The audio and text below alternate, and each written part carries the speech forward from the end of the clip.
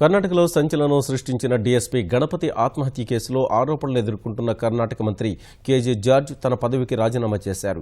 ఈ కేసులో జార్జ్ సహా మరో ఇద్దరు పోలీసు ఉన్నతాధికారులపై ఎఫ్ఐఆర్ నమోదు చేయాలని మడికేరి కోర్టు ఆదేశాలు జారీ చేసిన నేపథ్యంలో మంత్రి పదవికి జార్జ్ రాజీనామా చేసినట్లు కాంగ్రెస్ వర్గాలు తెలిపాయి.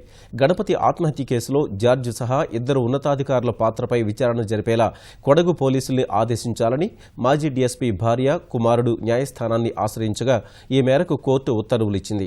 జూలై 7వ తేదీన ఆత్మహత్య చేసుకున్న డీఎస్పీ గణపతి అంతకుముందు ఒక స్థానిక టీవీ ఛానల్కు ఇంటర్వ్యూ ఇస్తూ తనకు ఏమైనా జరిగితే కేజే జార్జ్ సహా ఇద్దరు ఐపీఎస్ అధికారులదే బాధ్యత అని తెలిపారు.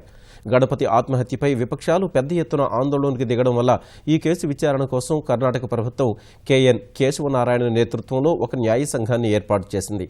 విపక్షాలు మాత్రం ఈ కేసును సీబీఐకి అప్పగించాలని డిమాండ్ చేస్తున్నాయి.